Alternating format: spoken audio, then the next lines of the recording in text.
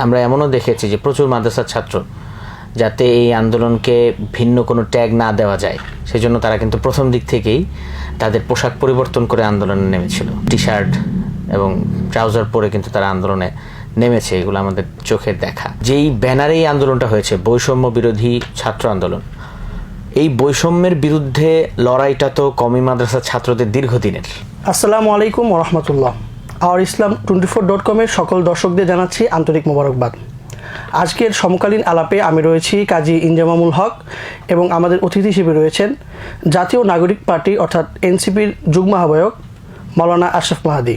আসসালামু আলাইকুম, কেমন আছেন ভাই? ওয়ালাইকুম আসসালাম ওয়া রাহমাতুল্লাহ। আলহামদুলিল্লাহ, ভালো আছে। বছর ঘুরে আবারও জুলাই মাস চলে আসলো। এখন যখন আপনি পিছনে ফিরে তাকান তখন কি মনে হয় যে কোনো কিছু বাছ বিচার না করেই যেভাবে ঝাঁপিয়ে পড়েছিলেন গণ অভ্যুত্থানে, কোন জিনিসটি আপনাকে বেশি আকৃষ্ট করেছিল বা কোনটি আপনাকে মডিফাই করলো যে না, এই আন্দোলনে আমাদেরকে শরীক হওয়া দরকার? প্রথমেই জুলাই অভ্যুত্থানে আমি যেই দিনটায় মাদ্রাসা শিক্ষার্থীরা স্বতঃস্ফূর্তভাবে রাস্তায় নেমে এসেছিল সেই দিনটার কথা স্মরণ করব। সেটা হচ্ছে 19শে জুলাই। বিশেষ করে বড় পরিসরে সেদিনই মাদ্রাসা শিক্ষার্থীরা নেমে এসেছিল। এর আগেও যাত্রাবাড়িতে মাদ্রাসা শিক্ষার্থীদের নেমে আসার ঘটনা রয়েছে। বিশেষ করে 16 তারিখ যখন শেখ হাসিনার নির্দেশে 6 জনকে হত্যা করা হয়, তার ঠিক পরদিনই 17 তারিখেই মাদ্রাসা শিক্ষার্থীরা যাত্রাবাড়িতে প্রথম দনিয়া কলেজের শিক্ষার্থীদের সাথে মাঠে নামে এবং যাত্রাবাড়ি এলাকা তারা সারাদিন সেখানে যাত্রাবাড়ির দখল নেয়। রাজপথ ছাত্রদের দখলে ছিল, শিক্ষার্থীদের দখলে ছিল। তবে 18 তারিখ যখন হেফাজতের আমির আল্লামা মহিবুল্লাহ বাবনগরী সাহেব বিবৃতি দিয়ে বললেন যে ছাত্রদের এই কোটা সংস্কার আন্দোলনের দাবি ন্যায্য এবং 6 জন ছাত্র হত্যার প্রতিবাদ জানালেন, তার ঠিক পরদিনই শুক্রবার 19 তারিখ কিন্তু স্বতঃস্ফূর্তভাবে সারা দেশের মাদ্রাসা শিক্ষার্থীরা নেমে আসে। বিশেষ করে ঢাকার যে কয়টা পয়েন্টে ম্যাসাকার হয়েছিল, গণহত্যা চালিয়েছিল খুনি হাসিনা, মোহাম্মদপুর, উত্তরা এবং বাড্ডা, পাশাপাশি ওদিক থেকে যাত্রাবাড়ি, এই এলাকাগুলোতে কিন্তু মাদ্রাসার ছাত্রদের প্রচুর পরিমাণে মাদ্রাসার ছাত্ররা অংশগ্রহণ করেছিল। এর বাইরেও আমরা দেখেছি হাটাজারি, পটিয়া, সেখান থেকে প্রচুর মাদ্রাসার ছাত্ররা নেমেছে। ব্রাহ্মণবাড়িয়ার জামিয়া ইউনুসিয়ার মাদ্রাসার ছাত্ররা নেমে এসছে। চট্টগ্রাম শহরের এখানে লালখানবাজার মাদ্রাসার ছাত্ররা নেমে এসছে। তো সারা দেশেই মাদ্রাসার ছাত্রদের স্বতঃস্ফূর্ত একটা অংশগ্রহণ ছিল এই আন্দোলনে। সিলেট থেকেও সেখানেও আমরা আন্দোলনে মাদ্রাসার ছাত্রদের স্বতঃস্ফূর্ত অংশগ্রহণ দেখেছি, ময়মনসিংহে দেখেছি। তো তারই ধারাবাহিকতায় আমরাও সেই মিছিলে সামিল হয়েছি এবং আমি বিশেষ করে আমার বাসা যেহেতু মোহাম্মদপুর আল্লাহ করিম মসজিদে সেই দিন জুমা পড়েছিলাম মনে আছে। এবং জুমার পরপর আল্লাহ করিম মসজিদ থেকে নিয়ে 3 রাস্তার মোড় পর্যন্ত যে জায়গাটা, এটা আমার মনে আছে 19 তারিখের পর থেকে এটা ছাত্র জনতার আন্দোলন বিহীন অবস্থায় একটা দিনও যায় নাই। আমরা জানি যে একটা পর্যায়ে গিয়ে 23-24 তারিখের পরে আন্দোলন কিছুটা শিথিল হয়ে এসেছিল, কিন্তু তখনও মোহাম্মদপুরের এই অংশটুকু আল্লাহ করিম থেকে নিয়ে 3 রাস্তার মোড় পর্যন্ত এটা শিক্ষার্থীদের দখলে ছিল। এবং বিশেষ করে মোহাম্মদপুরের যে মাদ্রাসাগুলো, জামিয়া রহমানিয়া মাদ্রাসা সহ অন্যান্য মাদ্রাসার ছাত্ররা কিন্তু স্বতঃস্ফূর্তভাবে সেখানে আন্দোলনে অংশগ্রহণ করেছে। এবং আমরা এমনও দেখেছি যে প্রচুর মাদ্রাসার ছাত্র যাতে এই আন্দোলনকে ভিন্ন কোনো ট্যাগ না দেওয়া যায় সেজন্য তারা কিন্তু প্রথম দিক থেকেই তাদের পোশাক পরিবর্তন করে আন্দোলনে নেমেছিল। টি শার্ট এবং ট্রাউজার পরে কিন্তু তারা আন্দোলনে নেমেছে, এগুলো আমাদের চোখের দেখা।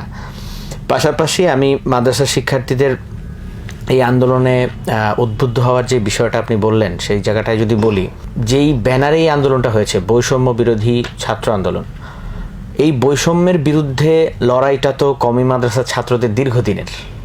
তারা কিন্তু আপনি যদি খেয়াল করেন শেখ হাসিনা ক্ষমতায় আসার পর থেকেই কিন্তু এই লড়াইটা তারা লড়ে যাচ্ছে। বিশেষ করে ক্ষমতায় আসার পর যখন শেখ হাসিনা মানে সর্বপ্রথম ধর্মের উপর আঘাত করলো, কোরআন সুন্নাহর বিরুদ্ধে আইন করতে চাইলো, তখন কিন্তু মাদ্রাসার ছাত্ররা মাঠে নেমেছে। এবং সেই 2011 সাল থেকে নিয়ে শুরু করে এরপর 2013 সাল, 2018 সালের শুকরানা মাহফিলকে কেন্দ্র করে আরেক দফা মাদ্রাসা শিক্ষার্থীদের উপরে জেল জুলুম, গুম, নির্যাতনের ঘটনা, সর্বশেষ হাসিনার আমলে 2021 সালে মোদি বিরোধী আন্দোলনে মাদ্রাসা ছাত্রদের উপর যেই ম্যাসাকার করা হয়েছে, সব কিছু মিলিয়ে দীর্ঘ একটা সময়, পুরো 16 বছরের এই সময়টাতেই কিন্তু মাদ্রাসা শিক্ষার্থীরা শুধুমাত্র তাদের মাদ্রাসা পরিচয়ের কারণে এবং তারা মানে ধর্মীয় জনগোষ্ঠী যদি আমি বলি সুশীলদের ভাষায়, সেই জায়গাটায় থাকার কারণে কিন্তু তাদের উপর যত জুলুম নির্যাতন নিপীড়ন হয়েছে এর বিরুদ্ধে তাদের মানবাধিকারের পক্ষে একটা মানুষকেও কিন্তু একটা মূলধারার কোনো মিডিয়াকে কিন্তু সেইভাবে সত্য উচ্চারণ করতে দেখা যায় নাই। আমাদের তথাকথিত বুদ্ধিজীবীরা কিন্তু মুখে কুলু পেটে বসেছিল। তো সেই জায়গাটায় মাদ্রাসার ছাত্ররা সবসময়ই দেখেছে যে এই রাষ্ট্র আমাদের সাথে বৈষম্য করছে, অতএব এই রাষ্ট্রের মধ্যে যারা বৈষম্যের শিকার তাদের এই জুলুমের সাথে আমাদেরও একটা সম্পর্ক আছে, আমরাও সেই জায়গা থেকে একই জায়গা থেকে জুলুমের শিকার। অতএব রাষ্ট্রের একজন নাগরিক আমাদেরই একজন হতে পারে, সে ভিন্ন জায়গা থেকে ভিন্ন প্রতিষ্ঠান থেকে, হয়তো বিশ্ববিদ্যালয়ের শিক্ষার্থী, কিন্তু সে যখন বৈষম্যের শিকার হবে এবং তার বিরুদ্ধে যখন সে আওয়াজ তুলবে সেই আওয়াজটা আমাদেরই আওয়াজ। এবং সেই জায়গা থেকে একদম এই আন্দোলনের শুরু থেকে মাদ্রাসার শিক্ষার্থীদের একটা অংশগ্রহণ ছিল। আমরা যদি দেখি যে 5 আগস্টের পরে জাতীয় নাগরিক পার্টি তা জাতীয় নাগরিক কমিটি হিসেবে আত্মপ্রকাশ করেছিল এবং বৈষম্য বিরোধী ছাত্র আন্দোলন এই সংগঠনগুলো ছিল। পরবর্তীতে দেখলাম যে এটি জাতীয় নাগরিক পার্টি নামে একটি রাজনৈতিক দল হলো, এবং আপনারা যখন এটিতে যোগদান করলেন বা কাজ শুরু করলেন তখন কি জানতেন যে এটি একটি রাজনৈতিক দল হতে যাচ্ছে এবং এই রাজনৈতিক দলটি ভবিষ্যতে শুধু আন্দোলন কেন্দ্রিক না, রাজনীতির মাঠেও এবং নির্বাচনেও তারা নামবে, এমনকি কোনো আঁচ আপনি পেয়েছিলেন? আচ্ছা, তাহলে আমার একটু শুরু থেকে প্রেক্ষাপটটা বলতে হবে। 5ই আগস্টের আগে আসলে একটাই সংগঠন ছিল, বৈষম্য বিরোধী ছাত্র আন্দোলন, এবং এই ছাত্র আন্দোলনটা যেহেতু শিক্ষার্থীদের নেতৃত্বেই হয়েছিল, তো সেই জায়গা থেকে 5ই আগস্টের আগে সিভিল সোসাইটির যারা নেমেছিল, বিভিন্ন শ্রেণী পেশার মানুষ যারা আন্দোলনে অংশগ্রহণ করেছিল, তাদের জন্য ঐক্যবদ্ধ কোনো প্ল্যাটফর্ম ছিল না। তারা স্বতঃস্ফূর্তভাবে যার যার জায়গা থেকে আন্দোলনে অংশগ্রহণ করেছে। কিন্তু 5ই আগস্টের পর আমরা দেখলাম যে এই মানুষগুলোকে যদি একসাথে নিয়ে আসতে হয় এবং তাদের কালেকটিভ জনমতকে যদি আপনি একটা জায়গায় সামষ্টিকভাবে নিয়ে আসতে চান, সেক্ষেত্রে আপনার একটা প্ল্যাটফর্ম লাগবে। যে প্ল্যাটফর্মটা গণ অভ্যুত্থান পরবর্তী যে আকাঙ্ক্ষা তৈরি হয়েছে সেই আকাঙ্ক্ষার একটা আমি বলবো যে প্রতিফলন অথবা এই আকাঙ্ক্ষার একটা ভয়েস হয়ে দাঁড়াবে। তো সেই জায়গাটাতে বিক্ষিপ্তভাবে এই ভয়েসগুলো তো সারা দেশে ছিল, কিন্তু এটাকে যখন আপনি একটা প্ল্যাটফর্মে না নিয়ে আসবেন ততদিন পর্যন্ত কিন্তু গণ অভ্যুত্থানের আকাঙ্ক্ষাটাকে আপনি সেই অর্থে আপনি অতটা জোরালোভাবে সামনে নিয়ে আসতে পারবেন না। তো সেই তাগাদা যখন আমরা অনুভব করলাম, আমরা 8ই সেপ্টেম্বর প্রথম জাতীয় নাগরিক কমিটি গঠন করি, 55 সদস্য বিশিষ্ট সেই কমিটি, সেখানে আমিও ছিলাম। এবং জাতীয় নাগরিক কমিটি থেকেই যখন আমরা মানুষের কাছে গণ অভ্যুত্থানের বার্তা এবং গণ অভ্যুত্থানের থেকে তাদের কি চাওয়া পাওয়া সেই বিষয়ে যখন আমরা তৃণমূল পর্যন্ত গিয়ে মানুষের কথা শুনতে থাকলাম, আমরা কিন্তু একটা রিকশার গ্যারেজ পর্যন্ত গিয়েছি, আমরা কৃষকের কাছে গিয়েছি, মানে সমাজের সর্বস্তরের মানুষ যারা আসলে স্বতঃস্ফূর্তভাবে আন্দোলনে অংশগ্রহণ করেছে তাদের কাছে গিয়ে আমরা তাদের কথাটুকু শুনেছি। তখন আপনি খেয়াল করবেন যে আমাদের কিন্তু বিভিন্ন জেলায় রাইজিং প্রোগ্রাম হতো। তো সেই রাইজিং প্রোগ্রামগুলোতে কমিটিও আপনারা দিয়েছেন এবং কমিটিও আমরা পরবর্তীতে দিয়েছি, তবে কমিটির আগে আমরা আসলে মানুষের কাছে গিয়ে তাদের কথাগুলো শুনেছি। তো সেই জায়গা থেকে যখন দেখলাম যে মানুষের মধ্যেই একটা নতুন রাজনৈতিক দল গঠনের এবং পুরাতন রাজনৈতিক যেই একটা বৃত্তের মধ্যে আমরা আটকে আছি, সেই বৃত্ত থেকে বের হওয়ার একটা তাড়না মানুষের মধ্যে কাজ করছে। তো সেই জায়গা থেকে আসলে নতুন একটা দল, এটা আসলে আমাদের যতটা না চাওয়া ছিল তার চেয়ে বেশি মানুষের চাওয়া আমি বলবো। এবং আমরা যখন তৃণমূলে গিয়েছি মানুষের কাছ থেকে আমরা এই আকাঙ্ক্ষার কথাটা শুনেছি।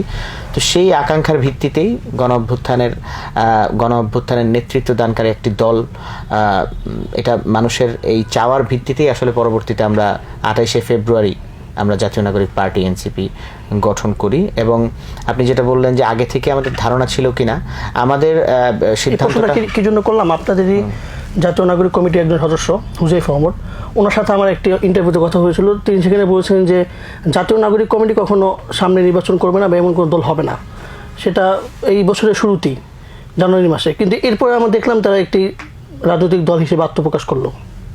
হ্যাঁ, এই জায়গাটাই আমি বলি, এটা জাতীয় নাগরিক কমিটি যখন আমরা গঠন করেছি, জাতীয় নাগরিক কমিটি কখনোই রাজনৈতিক দল হবে না, এই কথাটা কিন্তু আমরা স্পষ্টভাবে বলেছি। এবং জাতীয় নাগরিক কমিটিতে যে সদস্যরা ছিলেন তারা সবাই কিন্তু পার্টিতে আসেন নাই। আপনি হুজাইফা আমার ভাইয়ের কথা বললেন, উনি কিন্তু পার্টিতে আসেন নাই, উনি কমিটিতে ছিলেন। এমন অনেক সদস্যরাই আছেন যারা গণ অভ্যুত্থানের একটি প্ল্যাটফর্ম হিসাবে জাতীয় নাগরিক কমিটিতে অংশগ্রহণ করেছিলেন। কিন্তু পরবর্তীতে যখন এই বাস্তবতার মুখোমুখি এসে আমরা দাঁড়ালাম যে আমাদের একটা দল গঠন করতে হচ্ছে, রাজনৈতিক দলের একটা আকাঙ্ক্ষা তৈরি হয়েছে, তখন কিন্তু সেখান থেকে যারা রাজনীতি করবেন এবং বৈষম্য বিরোধী ছাত্র আন্দোলনের প্ল্যাটফর্ম থেকে যারা রাজনীতিতে আসতে ইচ্ছুক তাদের উভয়ের সমন্বয়ে, উভয় প্ল্যাটফর্মের সমন্বয়ে আমরা জাতীয় নাগরিক পার্টি গঠন করি। বর্তমান সময়ে যে একটি প্রচলিত বড় দলগুলো আছে তাদের মোকাবেলায় কি আপনার মনে হয় যে জাতীয় নাগরিক পার্টি টিকে থাকতে পারবে বা তাদের ভবিষ্যৎ কি হতে পারে? বর্তমান সময়ের যে বড় দলগুলো আছে, এই দলগুলো তো আসলে বাংলাদেশে দীর্ঘদিন যাবত রাজনীতি করছে এবং আমরা সবারই শুভাকাঙ্ক্ষী। আমরা এই কথা সব জায়গায় বলে আসছি যে গণ অভ্যুত্থানে যারাই অংশগ্রহণ করেছে, যাদের জায়গা থেকে নিজ নিজ জায়গা থেকে অংশগ্রহণ করেছে, তাদের সকলে একসাথে মিলেই নতুন বাংলাদেশটা গড়তে হবে।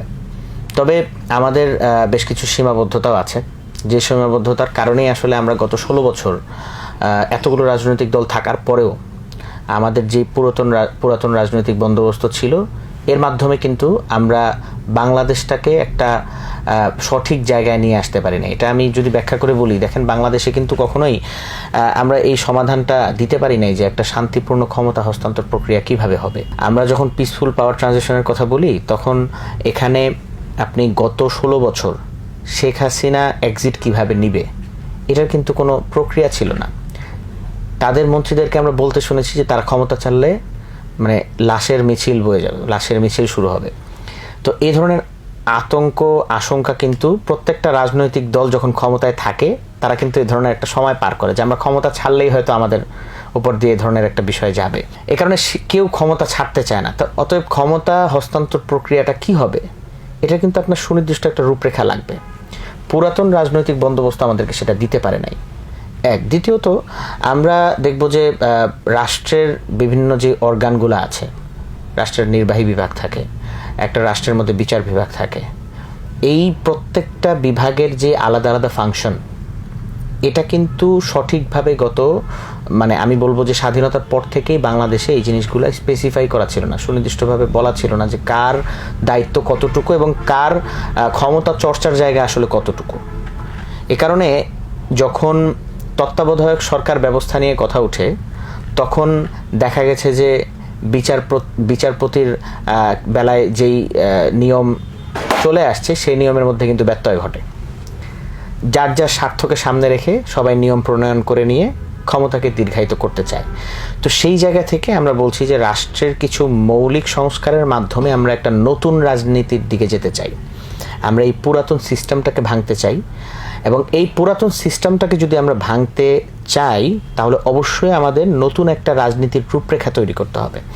এবং সেটা আমি মনে করি যে এটার জন্য নতুন রাজনৈতিক দল শুধু এনসিপি না, গণ অভ্যুত্থান পরবর্তী সময়ে যতগুলো রাজনৈতিক দল গঠন হয়েছে সবাই এই লক্ষ্য নিয়েই গণ অভ্যুত্থান পরবর্তী সময়ে বাংলাদেশে রাজনীতি করা উচিত।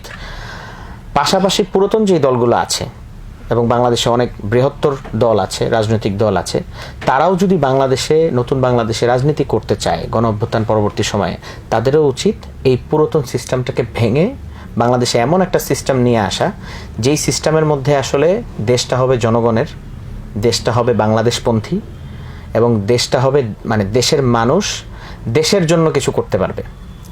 মানে দেশের কোনো কিছু সিদ্ধান্ত যেমন বাইরে থেকে হবে না, তেমনিভাবে দেশের প্রত্যেকটা রাষ্ট্রীয় প্রতিষ্ঠান তার যেই ফাংশনারিজ, তার ক্ষমতা চর্চার যতটুকু জায়গা ততটুকু জায়গায় সে ক্ষমতা চর্চা করতে পারবে এবং একজন নাগরিক তার অধিকার বুঝে পাবে। একজন নাগরিক তার সুশাসন, তার যেই আপনার আইনি অধিকার, সেই জায়গাটায় সে মানে তার অধিকারটা নিশ্চিতভাবে সে বুঝে পাবে। এটা যখন আমরা নিশ্চিত করতে পারবো তখন কিন্তু আমাদের আর পুরাতন বন্দোবস্তর যেই আমি বলবো যে পার্শ্ব প্রতিক্রিয়া অথবা এটার যে একটা খারাপ সময়ের ভিতর দিয়ে আমরা গিয়েছি, সেই সময়টা কিন্তু আমাদের মানে আমরা সেই সময়টা থেকে বেরিয়ে আসতে পারবো। আপনি তো এনসিপির একদম প্রতিষ্ঠালগ্ন থেকে আছেন, কি মনে হয় যে দীর্ঘমেয়াদে এনসিপির আদর্শটা কেমন হতে পারে এবং তারা দীর্ঘমেয়াদে যদি আমরা রাজনৈতিক তাদের চিন্তাভাবনা কেমন হতে পারে বলে আপনার মনে হয়? এনসিপি একটা কথা শুরু থেকে বলে আসছে এবং আমরা এটা আমাদের দৈনন্দিন রাজনীতির মধ্যে দিয়েও বিভিন্ন ইস্যুর ভিতর দিয়ে যখন আমরা গেছি, এর মধ্য দিয়ে আমরা এটা প্রমাণ করে আসছি যে এনসিপি কোনো ধরনের মতাদর্শিক বিভাজনের মধ্যে থাকবে না। প্রত্যেকেই যার যার একটা আদর্শ থাকতে পারে। আমাদের দেশে কেউ বামপন্থার আদর্শ লালন করে, কেউ ডানপন্থার আদর্শ, কেউ এনসিপি শুরু থেকে বলে আসছে সে একটা মধ্যপন্থী আদর্শ লালন করবে। এখানে বাম ডান আপনি যদি এনসিপির কেন্দ্রীয় কমিটির দিকে দেখেন, এখানে অনেকেই বিগত সময় ডানপন্থী রাজনীতি থেকে এসছেন, ইসলামপন্থী রাজনীতি থেকে এসছেন, অনেকে বাম রাজনীতি থেকে এসছেন। সবাই এসে কিন্তু একটা প্ল্যাটফর্মে রাজনীতি করতে পারছেন। তো এটাই প্রমাণ করে যে এমন একটা প্ল্যাটফর্ম আমরা তৈরি করতে চাচ্ছি যে জায়গাটায় আসলে মতাদর্শের বাইরে গিয়েও নাগরিক হিসেবে আমাদের যে একসাথে পথ চলার একটা প্ল্যাটফর্ম দরকার, দেশের স্বার্থকে সামনে রেখে এটা দরকার, সেই জায়গাটায় যারা কাজ করতে চাই আমরা, আমাদের একটা জায়গায় এসে কাজ করতে হবে। এবং নাগরিক হিসেবে আমাদের এই জায়গাটায় কাজ করাটা রাষ্ট্রের জন্য, রাষ্ট্রের স্বার্থে, দেশের নাগরিকের স্বার্থে প্রয়োজন। এর বাইরেও আপনি যে মতাদর্শিক জায়গাটা বললেন, এখানে আমি একটু আলাদাভাবে আদর্শিক জায়গাটার কথা বলতে চাই। এখানে দুইটা বিষয়কে আমি ভিন্নভাবে এই জন্য দেখব যে আদর্শ বলতে আমাদের ন্যায়, নীতি, আর্থিক সচ্ছলতা, এই বিষয়গুলো কিন্তু একটা দলের আদর্শ। তো সেই জায়গা থেকে আমরা আমাদের ন্যায়, নীতি, ইনসাফ, সাম্য এবং আর্থিক সচ্ছলতা, জবাবদিহিতা, এই জায়গাগুলোতে আমরা কখনো আপোষ করব না। এটা আমাদের আদর্শিক জায়গা থেকেই, এটা আমাদের একটা কমিটমেন্ট জনগণের কাছে।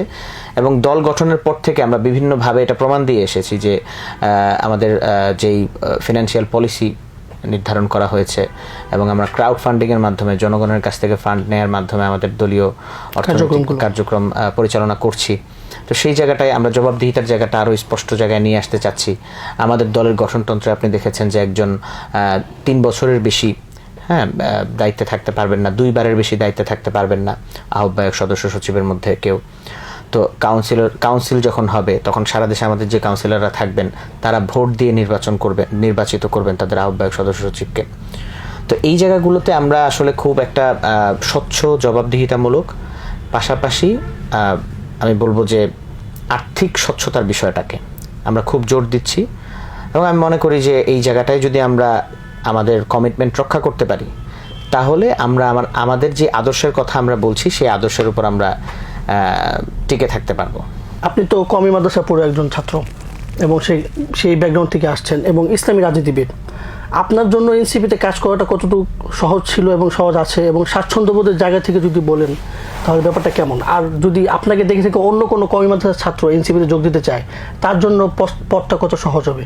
কওমি মাদ্রাসার ছাত্র হিসেবে আমাদের মেইন স্ট্রিমে কাজ করার একটা আমি বলবো যে ডিসকমফোর্ট তো আছে। ধরেন কওমি মাদ্রাসা থেকে সাধারণত আমাদের মতাদর্শিক রাজনৈতিক দলের বাইরে খুব একটা রাজনীতি করতে কেউ আসে না। তো সেই জায়গা থেকে এটা আমার একটু ব্যতিক্রমী একটা পদক্ষেপ এবং এই প্রশ্নের সম্মুখীন আমি বিভিন্ন জায়গায় হই। তবে আমি মনে করি যে আমাদের মতাদর্শিক জায়গাতেও আমাদের ইসলামপন্থী দলগুলো যে রাজনীতি করে, সেই রাজনীতির জায়গাতে, সেই রাজনীতির সাথেও আমি যদি নাগরিক অধিকার প্রতিষ্ঠায় এবং নাগরিকদের স্বার্থকে সামনে রেখে রাজনীতি করি, তার সাথে একটা কমন গ্রাউন্ড আছে। সেটা হচ্ছে আমি যখন সুশাসনের কথা বলবো, আমি যখন নাগরিক অধিকারের কথা বলবো, আমি যখন জবাবদিহিতার কথা বলবো, ঠিক এই জায়গাগুলোতে কিন্তু আমার ধর্ম, আমার ইসলাম ধর্ম যেই দায়িত্বশীলতার কথা বলে, আমাকে যেই স্বচ্ছতার কথা বলে, যে কমিটমেন্টের কথা বলে, সেগুলো কিন্তু আমার ধর্মীয় শিক্ষা এবং মানুষের হক হিসাবে আমাদেরকে যেটা শেখানো হয়, রাজনৈতিক দল হিসাবে আমাদের যে কমিটমেন্ট জনগণের কাছে ধর্মীয় দায়িত্ব হিসাবে আসে, সেটা একটা ধর্মীয় দল যদি আমি করি, একটা ইসলামী দল যদি আমি করি, সেখানে আমার যে কমিটমেন্ট, আমি যদি একটা অন্য একটা দল করি যেটা আসলে ইসলামপন্থী দল না, তাদের কাছেও কিন্তু সেম কমিটমেন্ট নিয়ে, তারাও কিন্তু সেম কমিটমেন্ট নিয়ে কাজ করে। কিছু কমন গ্রাউন্ড আছে, বাংলাদেশের সামনে কিছু বড় বড় চ্যালেঞ্জ আছে। তো এই চ্যালেঞ্জগুলো যদি আমরা মোকাবেলা করতে চাই, তাহলে আমাদের ইসলামপন্থী, আমি মনে করি যে ইসলামপন্থী দলগুলোর বাইরেও অন্যান্য যে সকল দল আছে, সরাসরি যদি ইসলামের সাথে সাংঘর্ষিক কোনো নীতি তারা অবলম্বন না করে, সেখানেও আমাদের কাজ করা উচিত। তবে সেক্ষেত্রে বাংলাদেশের ইতিহাসে অবশ্যই আওয়ামী লীগ এমন কিছু কার্যক্রম করেছে যার মাধ্যমে এটা আমরা একদম দলিল প্রমাণ সহকারেই বলতে পারি যে আওয়ামী লীগ ইসলামের সাথে সাংঘর্ষিক অনেক বিষয়ে তারা পদক্ষেপ নিয়েছে। এবং সেই জায়গা থেকে যখনই আওয়ামী লীগের সাথে কোনো কারো সখ্যতা আমরা দেখেছি বা ধর্মীয় কোনো ব্যক্তির সখ্যতা আমরা দেখেছি, সেখানে আমরা বিরোধিতা করেছি, সেটার একটা যথাযথ উপযুক্ত কারণ ছিল। তবে এর বাইরে এসে যে কোনো রাজনৈতিক দল যতক্ষণ পর্যন্ত তাদের সাথে সরাসরি ইসলামের কোনো সাংঘর্ষিক বিষয় না থাকবে এবং তারা নাগরিক অধিকার নিয়ে কাজ করবে, তারা কমিটমেন্টের জায়গায় ঠিক থাকবে, আমি মনে করি যে সুশাসন প্রতিষ্ঠায় যদি তারা কাজ করতে পারে তাদের সাথে কাজ করা উচিত। আমাদের সব জায়গায় আমাদের থাকা উচিত। মেইন স্ট্রিমে আমাদের আসতে হলে আমাদের কমফোর্ট জোনের বাইরেও আমাদের আসতে হবে, এবং সেই জায়গা থেকেও হয়তো জাতির জন্য আমরা হয়তো বড় কোনো কাজের বা খেদমতের সুযোগ পাবো। ধরেন কোনো মাদ্রাসা ছাত্র ইসলামী রাজনীতিতে সে না গিয়ে আপনাদের এনসিপিতে আসলো, এই প্রক্রিয়াটা কেমন হতে পারে এবং তার ধর্মীয় পরিচয় এটাও অটুট থাকবে? আপনি যেভাবে আপনার ধর্মীয় পরিচয়টাকে অটুট রেখে আপনি আপনার কাজ চালিয়ে যাচ্ছেন, এই কাজগুলো কিভাবে তারা করতে পারে? এই কাজগুলো করার ক্ষেত্রে তো আসলে খুব বেশি চ্যালেঞ্জ নাই। মানে আমি বলবো যে এটা যদি মানসিকভাবে কেউ প্রস্তুত থাকে কাজ করার জন্য, তাহলে তার কাজের অবারিত সুযোগ আছে। কারণ দল কখনোই, সংগঠন কখনোই, এটা আমি এনসিপির কথা বলি অথবা অন্যান্য রাজনৈতিক দলের কথা বলি, আপনি যদি প্রক্রিয়ার মধ্যে দিয়ে তাদের কর্মী হতে চান এবং তাদের সংগঠনে যুক্ত হতে চান, আপনার ধর্মীয় পরিচয়কে অটুট রেখে কাজ করতে কিন্তু কোনো বাধা নাই। এটা কোনো রাজনৈতিক দলই সেটা বলে না। তো সেই জায়গা থেকে এই কাজের সুযোগ তো অবশ্যই আছে। কওমি মাদ্রাসায় পড়া অবস্থায় অনেকে বিএনপির রাজনীতি করছে, এমনও আছে। জামাতে ইসলামের রাজনীতির সংখ্যাটা যদিও কম, মতাদর্শিক জায়গায় আমাদের কিছুটা ভিন্নতা থাকার কারণে, কিন্তু অন্যান্য রাজনৈতিক দল করার নজির আছে এবং সেটা সম্ভব। জুলাই ঘোষণাপত্র বা জুলাই সনদ, এটি কি শুধু একটি রাজনৈতিক ভাষা নির্মাণের চেষ্টা, নাকি এটি তাৎক্ষণিক একটি প্রতিক্রিয়া বলে আপনি মনে করেন? জুলাই ঘোষণাপত্র হচ্ছে আমরা প্রথমে যেটা দিতে চেয়েছিলাম 31শে ডিসেম্বর 2024 সালের। এই জুলাই প্রোক্লেমেশনটা দেওয়ার উদ্দেশ্য ছিল আমাদের জুলাই আগস্টের আন্দোলনটাকে পরবর্তীতে যাতে সন্ত্রাসী কার্যক্রম আখ্যা দেয়া না যায়, এটার একটা সাংবিধানিক বৈধতা আমরা চেয়েছিলাম। আমরা এখন জুলাই সনদের কথা বলছি। জুলাই সনদের মধ্যেও যদি আমরা যেই মৌলিক সংস্কারগুলোর কথা বলছি এবং জুলাই আগস্টের আন্দোলনের সাংবিধানিক বৈধতার কথা বলছি, সব কিছুই জুলাই সনদের মধ্যে অন্তর্ভুক্ত থাকবে। তো সেই জায়গাটায় জুলাই সনদ যদি আসে, বাই ডিফল্ট আমরা জুলাই ঘোষণাপত্রটা পেয়ে যাচ্ছি। এবং এটা শুধুমাত্র রাজনৈতিক বয়ান নির্মাণেই সীমাবদ্ধ না, এটা অবশ্যই নতুন রাজনীতির একটা বয়ান নির্মাণ করবে, কিন্তু এতেই এটা সীমাবদ্ধ না।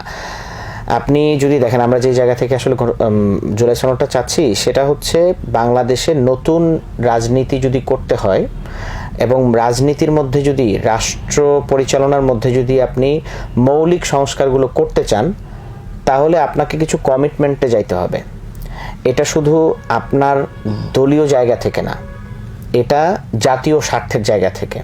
এবং এই কারণে কিন্তু জুলাই সনদে কি কি অন্তর্ভুক্ত থাকবে সেটা নিয়ে জাতীয় ঐক্যমত্য কমিশন কাজ করছে। আমরা দেখছি যে সবগুলো রাজনৈতিক দল বসছে এবং তারা আগামীর রাষ্ট্রটা কিভাবে বিনির্মাণ করবে এবং পরিচালনা করবে সেই বিষয়ে একসাথে তারা কথা বলছে। এটা অবশ্যই বাংলাদেশের জন্য খুবই ইতিবাচক একটা দিক। আমরা 53 বছরের ইতিহাসে এটা দেখি নাই যে সবগুলো রাজনৈতিক দল একসাথে বসে রাষ্ট্রটা কিভাবে পরিচালনা করবে সেটা আলোচনা করছে। যদিও অনেক দ্বিমত হচ্ছে, কিন্তু এটা আমাদের বাংলাদেশের আমি বলবো যে রাজনৈতিক দলগুলোর একটা সৌন্দর্য, একটা উদারতার জায়গা, এবং রাষ্ট্র নিয়ে সবাই যে ভাবে এটা একটা প্রমাণ।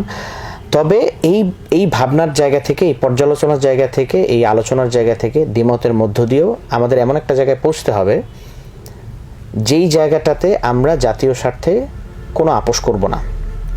আমরা জুলাই আগস্ট পরবর্তী সময়টাতে কখনো ওই ফ্যাসিবাদী আমল অথবা ওই পুরাতন রাজনৈতিক বন্দোবস্তে ফেরত যেতে চাই না। এই কথাটা যখন আমরা বলি, তখন অবশ্যই আমাদের মৌলিক কিছু সংস্কার লাগবে, আমাদের কিছু মৌলিক পরিবর্তন লাগবে, যাতে আমাদের পুরাতন ব্যবস্থায়, পুরাতন কাঠামোতে ফেরত যাইতে না হয়। জুলাই সনদ সেটাই আপনাকে নিশ্চিত করবে, সেটাই আমাদেরকে নিশ্চিত করবে। জুলাই সনদের যখন একটা সাংবিধানিক বাইন্ডিং থাকবে, একটা লিগ্যাল বাইন্ডিং থাকবে, সাংবিধানিক একটা, আমি বলবো যে একটা লিখিতভাবে এটা সংবিধানের অন্তর্ভুক্ত হবে, হ্যাঁ, এইটা যখন সবাই এই কমিটমেন্টের মধ্যে সাইন করবে, তখন কিন্তু পরবর্তীতে ক্ষমতায় আসার পর কেউ যদি জুলাই সনদ বিরোধী কোনো কাজ করে, তাহলে সে গণ অভ্যুত্থানের আকাঙ্ক্ষা এবং গণ অভ্যুত্থানের স্পিরিটের সাথে সাংঘর্ষিক একটা পদক্ষেপ নিল, এবং সে এটা চিহ্নিত হবে যে আমরা যেই নতুন রাষ্ট্রের কথা বলছি এবং যেই রাষ্ট্র আসলে ১৫০০ শহীদের রক্তের উপর দাঁড়িয়ে নতুনভাবে বিনির্মাণের দায়িত্ব সবগুলো রাজনৈতিক দল নিয়েছে, সেই জায়গা থেকে আমরা আসলে আবার দলীয় স্বার্থে সরে আসতে চাই। যদি কেউ জুলাই সনদকে উপেক্ষা করে, সেই জায়গাটাতে জনগণ তাদেরকে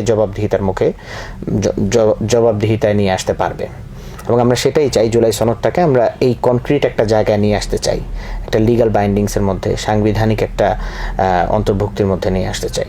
আমরা যদি বলি যে জুলাই সনদের কোন বিষয়গুলো বা জুলাই ঘোষণাপত্রের কোন বিষয়গুলো আপনাকে সবচেয়ে বেশি আকর্ষিত করে? জুলাই সনদের মধ্যে আমি এক কথায় বললে তো এটার মধ্যে মৌলিক সংস্কারগুলোর কথা এখানে সুনির্দিষ্টভাবে উল্লেখ থাকতে হবে। পাশাপাশি জুলাই আগস্টের আন্দোলনকে সাংবিধানিকভাবে বৈধতা দিতে হবে। এখন বিভিন্ন রাজনৈতিক দলের বক্তব্যে যেই জায়গাটা আসছে যে আবেগের কোনো স্থান নেই, বাস্তবতাতেই ভাবতে হবে, তখন এই আবেগটা আমরা কি তাহলে জুলাই আগস্টের এত শত শত শহীদ, তাদের শাহাদাতকে আবেগ বলতে চাচ্ছি? এত সহস্রাধিক আহত যোদ্ধা, তাদের এই যুদ্ধকে আমি আবেগ বলে ছোটখাটো করতে চাচ্ছি? এই প্রশ্নটা কিন্তু আসে।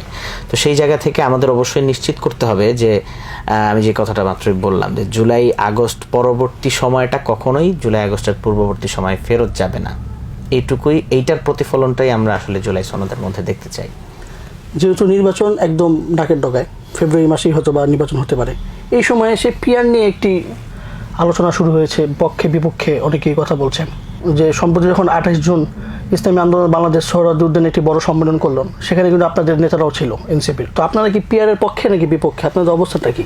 আচ্ছা, পিয়ার বা প্রপোর্শনাল রিপ্রেজেন্টেটিভ, এই জায়গায় রিপ্রেজেন্টেশন, এই জায়গায় আমাদের বক্তব্যটা শুরু থেকে খুব স্পষ্ট। আমরা উচ্চ কক্ষে পিয়ারের কথা বলছি, নিম্ন কক্ষে না। তবে পিয়ার পদ্ধতির সরাসরি বিরোধিতা, একদম মানে পুরোটাই বিরোধিতা যারা করেন তাদের সাথে আমাদের যেমন ভিন্নতা আছে, আবার নিম্নকক্ষের পিয়ারের কথা যারা বলেন তাদের সাথে আমাদের ভিন্নতা আছে। তবে পিয়ার পদ্ধতির সুফল বাংলাদেশে মানে একটা রাজনৈতিক দল কেন্দ্রিক না হয়ে গিয়ে অন্যান্য রাজনৈতিক দলগুলো ক্ষমতার একটা অংশে থাকা এবং ক্ষমতার ভারসাম্য তৈরি করা, যে এই বিষয়টার মধ্যে যদি আমরা আসতে চাই, এই জায়গাটায় আসতে চাই, তাহলে অবশ্যই আমাদের পিয়ার পদ্ধতি লাগবে।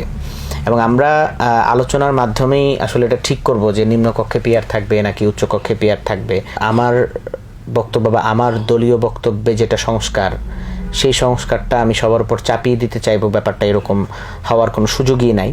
এবং ঐক্যমত্য কমিশনের আলোচনায় শুরু থেকে নিয়ে এখন পর্যন্ত প্রত্যেকটা দলই যার যার জায়গা থেকে বিভিন্ন রকম ছাড় দিয়ে একটা কমন গ্রাউন্ডে আসার চেষ্টা করছে। তো সেই জায়গা থেকে পিয়ার পদ্ধতিটা এখন নিম্নকক্ষে থাকবে কিনা, যারা বলছে নিম্নকক্ষে পিয়ার লাগবে, তাদের জায়গা থেকে এটা স্পষ্ট করতে হবে যে নিম্নকক্ষের পিয়ারটা তারা আসলে কিভাবে চান। কারণ ঐক্যমত্য কমিশনের আলোচনা এখন যে জায়গাটায় আছে, এখানে নিম্নকক্ষের পিয়ার নিয়ে আর আলোচনা করার মতো অবস্থা নাই। এখন হচ্ছে উচ্চকক্ষের পিয়ারটা কিভাবে হবে সেই বিষয়ে আলোচনা চলছে। তো নিম্নকক্ষের পিয়ার বিষয়ে যদি আলোচনা হয় বা সবগুলো দল যদি আবার আলোচনায় বসতে চান এটা নিয়ে, তাহলে অবশ্যই বাকিদের আলোচনায় যদি এই বিষয়ে তারা যদি আলোচনা করতে সম্মত হন, পজিটিভ থাকেন, আলোচনা আগাতে পারে। তবে বাংলাদেশের বাস্তবতায় নিম্নকক্ষে পিয়ার বাস্তবায়ন করাটা খুবই কঠিন। আপনি বিশ্বের অন্যান্য রাষ্ট্রের দিকেও দিকে তাকান, শুধুমাত্র ইসরায়েল ব্যতীত অন্য কোনো রাষ্ট্রেই নিম্নকক্ষে পিয়ারের তাদের পদ্ধতি তো ভিন্ন। পিয়ার পদ্ধতি এক এক দেশে এক এক রকম, এক এক দেশে এক এক রকম। কিন্তু আপনি উচ্চকক্ষ এবং নিম্নকক্ষ দুইটাই যদি রাখেন এবং দুইটার মধ্যেই যদি পিয়ার সিস্টেম রাখেন, তাহলে বাংলাদেশে রাজনৈতিক বা আপনার নির্বাচনী ব্যবস্থার মধ্যে আমূল পরিবর্তন নিয়ে আসতে হবে। এবং বাংলাদেশের মানুষ আসলে প্রথমত পিয়ার পদ্ধতির সাথে সেরকম পরিচিতই না। তারা যেই জনপ্রতিনিধিকে ভোট দেন তাদেরকেই তারা সংসদে দেখতে চান। এখন পিয়ার পদ্ধতির মাধ্যমে যদি আমি নিম্নকক্ষেই এমন একজনকে ভোট দেই যে আসলে সংসদে যাবে কিনা সেই সিদ্ধান্ত তার দল নিবে, সেক্ষেত্রে এইটার সাথে আসলে বাংলাদেশের মানুষ কতটুকু অ্যাডজাস্ট করতে পারবে বা এটা কতটুকু মেনে নিতে পারবে, হ্যাঁ, সেটাও আসলে একটা প্রশ্ন থেকে যায়। তো বাংলাদেশের ক্ষেত্রে প্রায়োগিক এবং বাস্তবসম্মত হচ্ছে নিম্নকক্ষে আমরা যেটা বলছি যে নিম্নকক্ষে যেই ব্যবস্থার মধ্যে দিয়ে আমরা যাচ্ছি সেই ব্যবস্থায় নির্বাচন হবে এবং উচ্চকক্ষে পিয়ার থাকবে, সেটাই আমাদের বক্তব্য। আমরা জানি যে আপনার নানা আমাদের সকলের উস্তাদ, সেরেতাজ উস্তাদ এবং বিখ্যাত রাজনীতিবিদ মুফতি ফজলুল হক আমির রহমতুল্লাহি আলাইহি, ওনার নিজের একটি রাজনৈতিক দল রয়েছে এবং সেখান থেকে তিনি নির্বাচন করেছেন এবং পার্লামেন্টও গিয়েছেন। আপনি সেই রাজনৈতিক দলে যোগ না দিয়ে এনসিপিতে আসলেন, আপনি কি চাচ্ছেন এই এনসিপির মাধ্যমে নির্বাচন করতে, নাকি যেভাবে আপনি প্রভাব বিস্তার করছেন তরুণদের মাঝে সেভাবেই করতে চাচ্ছেন? জাতীয় নাগরিক পার্টি এনসিপির সাথে যুক্ত হওয়ার আগেও আমি তো জাতীয় নাগরিক কমিটিতে ছিলাম। তো একদম ফাউন্ডিং জায়গা থেকে এবং এরও আগে জুলাই গণ অভ্যুত্থানে আমাদের যে ভূমিকা ছিল, তো গণ অভ্যুত্থান পরবর্তী সময়ে আমরা আমাদের সবারই একটা চাহিদা ছিল যে গণ অভ্যুত্থান থেকে যে নেতৃত্বটা তৈরি হয়েছে তাদের একটা রাজনৈতিক দল থাকবে। তো সেই জায়গা থেকে যখন গণ অভ্যুত্থানের নেতৃত্ব স্থানীয় যারা ছিল, যারা গণ অভ্যুত্থানটাকে সামনে থেকে নেতৃত্ব দিয়েছেন, তারা যখন রাজনৈতিক দল নির্মাণের চিন্তা করলো এবং এটার সাথে আমরা যারা যুক্ত ছিলাম, আমরা সবাই যখন একসাথে একটা রাজনৈতিক দলের দিকে গেলাম, আমরা কিন্তু আসলে একটু বৃহৎ অর্থে আমরা দেশের মানুষের যে অধিকার এবং রাষ্ট্র বিনির্মাণের যে আকাঙ্ক্ষা জুলাই গণঅভ্যুত্থান পরবর্তী সময়ে, সেই জায়গাটাতে আমরা আমাদের মতাদর্শিক জায়গার বাইরে গিয়েও একটা কমন গ্রাউন্ড তৈরি করতে চেয়েছি। এবং সেই জায়গা থেকে আমি মনে করি যে বাংলাদেশে অবশ্যই ধর্মীয় রাজনৈতিক দলগুলোর প্রয়োজন আছে, একটা লক্ষ্য উদ্দেশ্য নিয়ে তারা কাজ করছে, সেই কাজ তাদের করে যাওয়া উচিত। পাশাপাশি এমন কিছু জায়গায়ও আমাদের অবদান রাখা উচিত এবং আমাদের কার্যক্রম পরিচালনা করা উচিত, যেখান থেকে আসলে আমরা আরও বৃহৎ অর্থে মানুষের সাথে সংযুক্ত হতে পারবো এবং নাগরিকদের অধিকার নিয়ে কাজ করতে পারবো। এবং আমি সেই লক্ষ্য উদ্দেশ্য নিয়ে এনসিপিতে কাজ করছি এবং নির্বাচনও ইনশাল্লাহ এনসিপি থেকেই করা হবে যদি দল মনোনয়ন দেয়। সেই ব্রাহ্মণবাড়িয়া 2 আসন থেকে করবেন? আমি এখন পর্যন্ত ব্রাহ্মণবাড়িয়া 2 নিয়ে কাজ করছি, পুরো ব্রাহ্মণবাড়িয়া জেলা নিয়ে কাজ করছি এবং ঢাকাতেও মোহাম্মদপুর নিয়ে আমি কাজ করছি। এবং এখন পর্যন্ত নির্বাচনী প্রস্তুতি ব্রাহ্মণবাড়িয়া 2, সরাইল, আশুগঞ্জ, যেই 2টা উপজেলা, এই 2 উপজেলা নিয়ে ব্যাপকভাবে কাজ করা হচ্ছে, নির্বাচনের প্রস্তুতি নিচ্ছি। বাকিটা দলের মনোনয়নের উপর, যদি দল মনোনয়ন দেয় তাহলে অবশ্যই সেখান থেকে নির্বাচন করবো ইনশাল্লাহ। জি ধন্যবাদ। আমরা আমাদের অনুষ্ঠানে একেবারেই শেষ পর্যায়ে চলে এসেছি। এতক্ষণ আমাদেরকে সময় দেওয়ার জন্য অনেক অনেক ধন্যবাদ এবং আশা করছি দর্শকের মনে যে প্রশ্নগুলো ছিল আপনার উত্তরের মাধ্যমে তারা সেই উত্তর পেয়ে গিয়েছে।